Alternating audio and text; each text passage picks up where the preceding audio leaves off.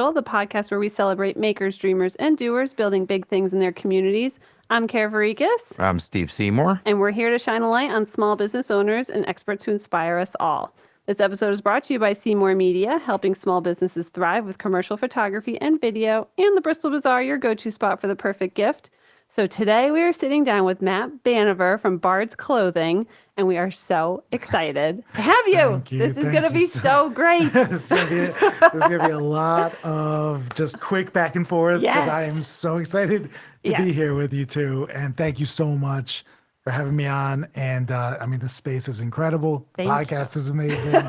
You guys are doing great work. Thank you. Thank you. And so are you. Thank you. So I think we should tell all of our listeners and viewers tonight all about you, who you are, what you do, what you're working on. I feel like you always slow down. No, just kidding. It's true. There's so many things. So I'm gonna. He already warned you how much he talks. Yeah, I know. Honestly. All right. So this episode's going to be 4 hours long. Everybody brace yourselves. Yeah, exactly. Get a snack. Go to the bathroom.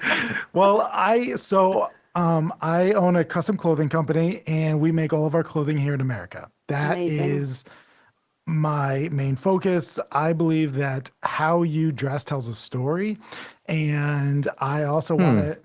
Yeah, I know. Don't judge, guys. All right, I dress for comfort. Just messing with you. Oh man. So this is a common topic. You know, I was coming into this. I was like, all right, what are the common things that are going to come up? And people always say like, oh, I don't have a personal story. I don't do this. They always look for reasons not to do something. And I always have to combat them and push back a little bit, just because style isn't just fashion. Fashion and style are very different. Interesting. What I always try to tell people about their personal style, it's just like your taste in food, your taste in movies, your taste in music.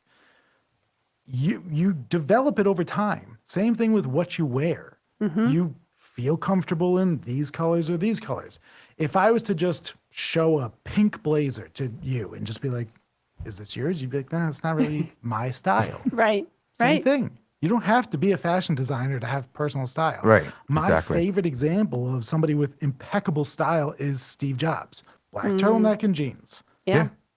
Can't go wrong with that. There's no color in that one. Yeah. And it doesn't matter. I mean, anybody like our age, and I mean, the younger generation probably would know him as well, but like, I could just say a black turtleneck and you'd think Steve Jobs. Oh, yeah. Oh, absolutely. But if I said... That's his signature look. Exactly. But if I said describe Brunello Cucinelli, you couldn't. No. Christian Dior. No.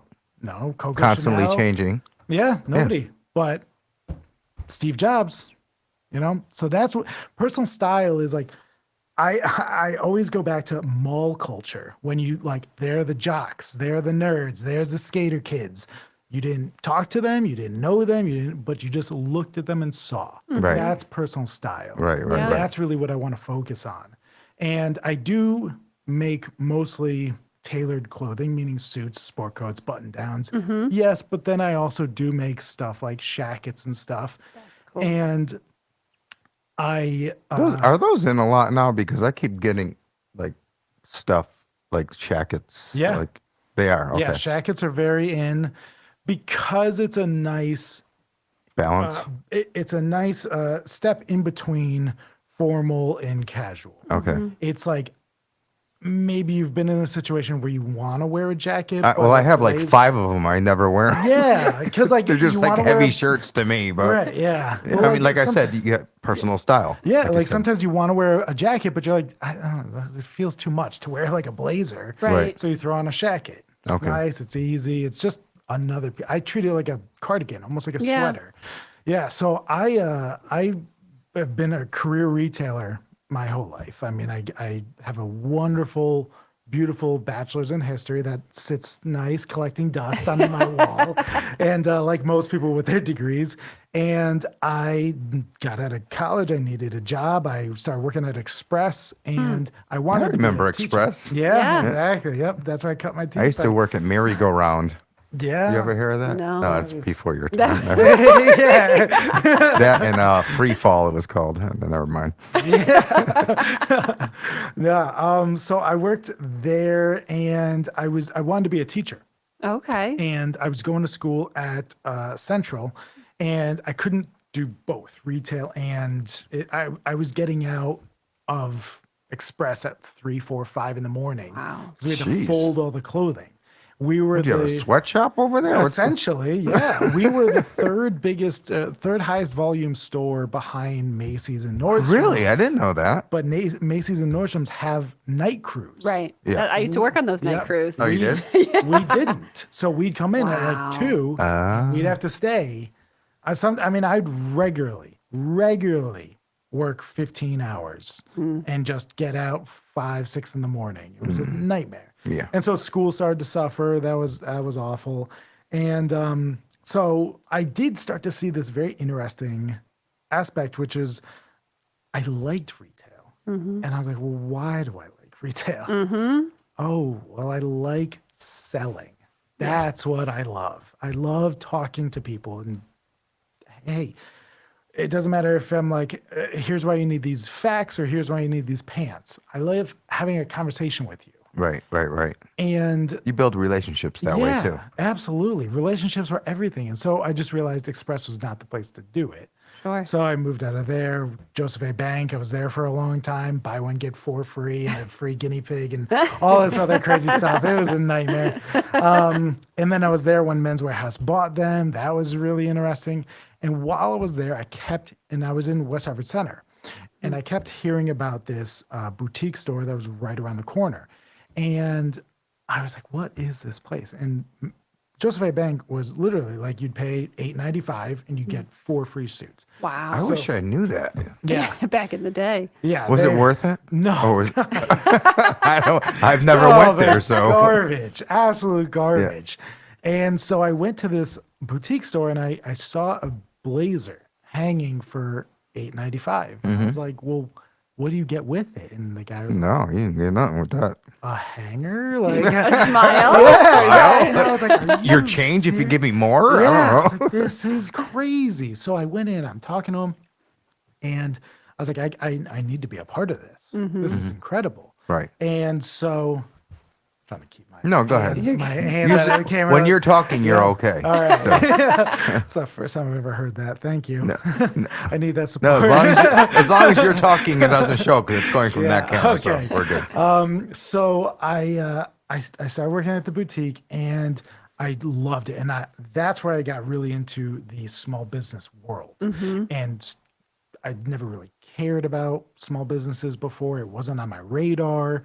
I was 24, You're 5 young. at the time. And you did all that by the time you were 25? Yeah, I was a store manager at Joseph A. Bank at 23. Wow. And I was like, is this it? Am I done with life? Have I tapped out? Yeah. I run a $1 million store. This sucks. I was like, this is the worst.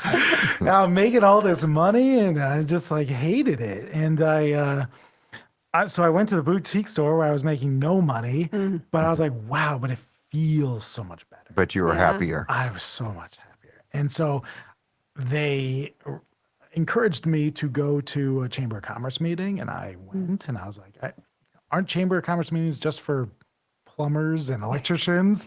And so I go and I meet all these people, and I'm like, this is amazing. Over the next 4 years, I pretty much dedicated my entire life to networking and building community. And I started a young professional group in West Hartford and was on the board of the chamber and like all these different things. And I was like, this is the coolest thing in the world. The only caveat was I still worked for somebody else. Right. Right. This is not fun. No. So I also did not get along with my boss. No. And our store was pretty much the size of this room. And that's the reason why I don't work for anyone because I Yeah. can't stand having Yeah. a boss. Exactly. It's so wild. You asked this question in one of your previous interviews, which was, did you see yourself becoming an entrepreneur ever? And I never did. Yeah. But looking back, the signs were all there. Oh, yeah. You know, I it's think like- they are for a lot of people. Yeah. Absolutely. They just don't see it. No. Yeah. So one day somebody asked me, do you have any clothing made in America? And I said, no. Now, this is at the boutique. This is at the boutique. And I Yeah. was like, no, I don't. Why don't I? That's so weird. So I go and I talked to my boss, and he was like, "Yeah, it doesn't really exist." And Is it a price thing? Is that what it is? it's The kind materials? of a price thing, and it's also just like it. Literally, there are very few manufacturers in America, and so I was like, "Yeah, but like I know a couple. Let's bring them in." And he was like, "Nobody's gonna pay for that." And I was like, "Let's try." Give it a shot, Right, you right? never You know, can't yeah. hurt this. I try. bring in a factory, and I it's all custom clothing, so we have no risk. Oh, okay. We only have to pay for something if somebody buys it. Buys it right ahead of time. First sale, $25,000. Wow. Damn. Well, looks like I'm not going to you.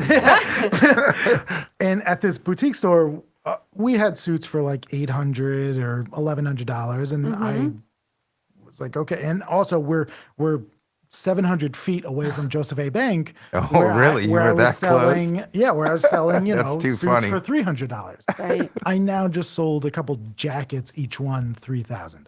Damn. And I was like, I'm in the same town. Right. I'm selling the same product. What's the difference? Right. And that opened up my world to value Yeah. and what you put into your product and what goes into it and the story behind it. And I realized quickly that the boutique was not where I was going to, that story was You aren't tipped. going to stay there. Yeah. Right. And so 2019, I spent the whole time writing a business plan, wanted to go out there, I wanted to start my own thing. One of my big customers was saying like, "Matt, you're too good for this place. Like if you go somewhere, I'll follow and I'll support." And I was like, okay, Awesome. cool. Yeah, I love that. So I wrote a business plan. I'm starting to pitch this store to all my friends and all these like venture capitalists I knew. And it was so cool. I can't believe, like, I look back, I'm like, I really pitched a store to these people. Like, that's right. I was asking for like $750,000. Wow. This store in Norwalk. It was going to be a store of the future. And I was all excited. And over a year, I heard no, no, no, no, no. And the last time I heard no, I was like, maybe this dream is not happening, was January 2020. Okay. And I was like, all right, that's it. Game over. And I'll just work at this boutique store for the rest of my life. For the rest of my life. I was That's like, how it feels, yeah, I though, was like right? 29, I think, or 30 at the time, or whatever. And then COVID happened, and I was like, well, one, thank God, nobody gave me money to start a store. Because brick and mortar Right. at that time was like Everything was shut down. It was like, well, you this could have is sold it. masks. Yeah, exactly. Yeah, it was like, wow, this is it. Custom masks. So then I'm sitting there in quarantine with my then girlfriend, and we watched The Greatest Showman. And the opening scene is P.T. Barnum and his dad. His dad's a tailor, and they go to somebody's house with the fabric, and they measure somebody, and they make. I was like, well, I could do that. I don't need a store. I've got fabrics. I've got a factory. I'll just go to people's houses. Right. So, all right, let's do that. Now, when you Yeah. said you had a factory, what do you mean by factory? So I partnered with a factory in Rochester. Okay. Yep. So and now what do they do there? Do they help? they make all the clothing. Okay. Yep. So in the clothing world, nobody really owns their factory. It's all Oh, okay. made somewhere. So I see. Okay. whether you're H&M, Ralph Lauren, Gucci, whoever, you're using the same factories in China. I see. They're all making the same thing. I see. They just swap out the label. Right. And they're like, well, the H&M pants are $12 and the Gucci are $12,000. Right. Just they're like made- with that whole Lululemon thing. Yeah, but they're all made in the same Right. factory in China. It happens. it. Yep. So I found a factory in Rochester, found a couple other factories in America. They're literally like 4 or 5. You would think there would be more, especially in New York, you know? It is a tough market. One, people forget why all these companies left. In the 1960s, 98% of clothing bought in America was made in America. Wow. Today, less than 3% of clothing I believe that. That's bought in crazy. America is made in America. Less Yeah. than 3%. Wow. That's insane. And, That and is. if you think about the amount of clothing that is bought Oh, in that's- America Right. now compared Oh, to then, Yeah. you just go into an old house from the 50s and look at their closet. You barely get to your elbow. It's so shallow. Oh, absolutely. And Yeah. now people are like, California Like rooms. closets. Yeah, these And you walk-ins. still can't see the floor because there's so many clothes. Exactly. Yeah. It's insane. So it's sad how people just chasing profits, That's exactly what they're doing. and the labor laws overseas are Way different than ours. they're truly criminal. Yeah. I mean, truly. Yeah. It's criminal. sad. It is. It's heartbreaking. And what upsets me the most is the distance between, like, I don't have to think about it because it's over there. Right. You Right. know, Right. Yeah. It's not And my problem. Right, exactly. I hear But you. back when your local cobbler made your shoes and your local hat maker made your hat, you cared. Oh, wow. Like Debbie, like she does great work. I pay her a lot of money. Right. She gets to raise her family here. Right. That's great. But now it's like, I don't give a shit how this person in Bangladesh lives. Right. Like, I don't care. Right. I have a thing tomorrow that I've known about for 7 months.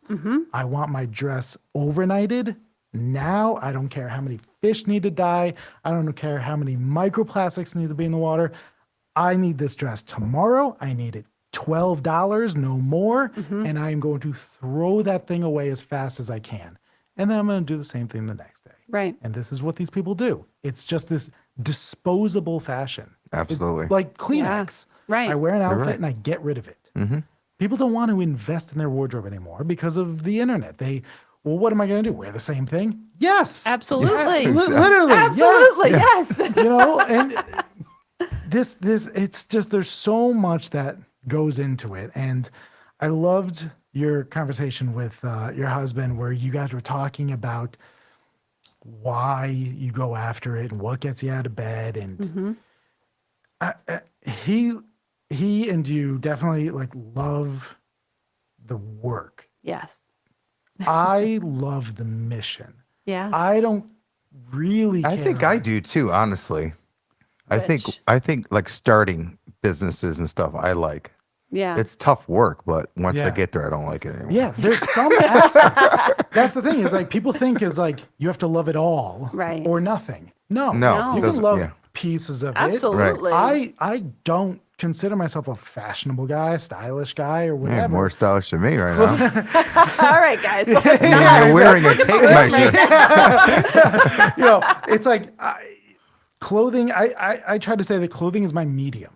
I care much more about how can I highlight people in America making things. Right. That's what I. So that's what you run on basically? Yep. Okay, that's You perfect. can see it for I think anybody that's the way to go. who doesn't already follow your stories on TikTok and social media in general. You can see it, you can feel it, like you can Thank you. feel all of that passion and the Thank you. mission behind what you're doing. So Yeah. I 1,000% agree with what you're saying. Thank you very much. Yeah. I just came from one of the coolest experiences. So there are 4 textile mills left in America. That's it. Think about that. Think about every mill building you pass driving around, every apartment Just complex, sitting. every Yeah. this, just in our state. Now think about that all across America. And then think about the fact that there's only 4 textile mills left in all of America that are operating. That's crazy. It is. That's insane to think Yeah. about. And one of them is in Stafford Springs, Connecticut. really. Yep. So You must have been happy about that. when I found out, I was like, this is fake. Now, as far as pricing goes, as Yes. like getting from these different places, from like overseas versus America, Yep. is there a huge difference? Astronomical. It is. Yep. That's what I thought. It is. And going back to some of the biggest issues, you probably don't remember what it's like to have family owned shops on every single corner. Most of us don't remember what that's like. So we don't know what to compare it to. We think Right. $20 for a jacket is normal. Right. Or like, that's a pretty sweet deal, you know, down Yeah, from that's 60. all right. Yeah. Not taking into thought that this thing was made across the world, shipped and flown and shipped and flown and shipped, and Which costs flown money, and money, shipped money, and money. Sent, and you got to pay people, and how the hell is this thing $20? Right. Literally, how? No, you're right. The only way is to exploit the human beings across the world. And buy in super bulk. So when I tell you that my jacket is $3,250, it is reflective of the people in New York who are getting paid livable wages. Right. Why is that a wild concept? Like you make Yeah, a livable Right. income on Yeah. what you do. Yep. You do too. I do Absolutely. too. Right. Yeah. Why can't they? Right. Right. They're And plus producing. Yeah, they're Yeah. producing. They're creating with their They're own hands. literally sitting Yeah. there back-breaking work, sitting over a sewing machine. For pennies on a dollar. It's insane. So like I'm like, absolutely. I wish I could charge more to Yeah. make sure that they got What they fair deserve. wages. So Yeah. when did you get comfortable enough to do your own thing? Like, I was always comfortable. well, I enough mean to, to like actually pay your bills and Oh, okay. you know what I mean? So it was tough because June 2020 is when I quit my job and said, I'm going to start. Were you living at home? I was living with my then girlfriend Okay. and I had the one customer who was like, I'll follow you wherever. Yeah. I was like, perfect. I've got one customer who is like a billionaire. Oh, okay. So that could Yep. pay the rent. I live with my girlfriend. That's awesome. And COVID's going to last 2 weeks. Right. Yeah. I remember that. 2 weeks. What else do I need? Right. The fairy tale did not end well. The first customer placed an order for about 15 garments. Wow. That's a lot. When it was then delivered, he said, I don't want this anymore. What? Yep. They don't put it like a deposit or anything? I had such a good relationship, I didn't need Oh, it. yeah, you Oh, thought. wow. Wow. So he walked. No receipts, no nothing. June 2020, middle of the world, shut down. I got stuck with $32,000 in debt. That's wild. Yep. I started a company where I drive to people's houses. One issue was that my license was suspended because I was a recovering alcoholic. Oh, And jeez. You had I some hard had, times then. That's yeah, I did not You have couldn't a even take an license. Uber back then. Yep. My first couple customers, I actually Ubered to them. You did? And I was like, hey, car trouble. Hey, you getting the Right. job I done. gotta Yeah, get it done, you have to. My girlfriend, God bless her, she took on the entirety of our debt, paying rent. It's good to have someone to help you out like that. It was great. Like to lean on. I will forever credit her. There would be no Bards without her. We unfortunately broke up because wildly all of this took a toll on our relationship. Right. Sure. Yep. Sure. Which is understandable. Yep, I mean, absolutely. sometimes it just doesn't work. Yeah, But, it ran ran at least its she got you out course. of debt. Yeah. So we kind of like, we had to move to North Branford because I had to get away from West Hartford for legal reasons. The other store was not happy about me leaving. So, yep, we had to leave. And then I had a non-compete that I had to abide by, which said that my factory in Rochester I couldn't use because the other store had used them in the past. So I couldn't use any past vendors. So you blacklisted? No, they Is that just what you're said for saying? 3 years for a non-compete, I couldn't use them. Oh, okay. So with that, okay, I yep. see what you're saying now. I also so it couldn't wasn't. sell to anybody within 15 miles of West Oh, Hartford. jeez. Now, I Wow. lived my entire life in Farmington. Right. And I had only ever worked In that area. in Farmington, West Hartford. Right. So the only human beings on the face of the planet that I knew were in 15 miles of West Hartford. So we had a pandemic where the one rule was don't wear nice clothing and go out anywhere. Cancel Right. all your plans. Stay Yeah. inside. Stay in your pajamas at home. Yep. And I was like, okay, cool. Custom clothing, that's very expensive. This is going to be great. I didn't have a car. My girlfriend hated me.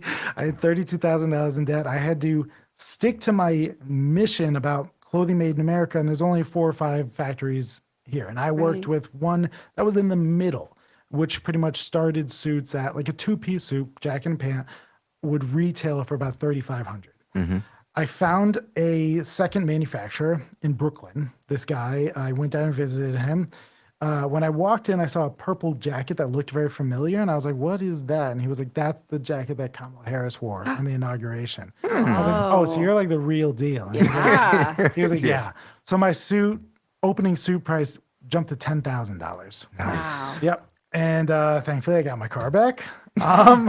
So then I was driving around, going to people, and just trying to sell things. And I had to stick to my mission about Made in America. My life, I cannot even express this enough, how much easier my life would have been if I just made in China, Yeah. like everybody else who's a custom clothier.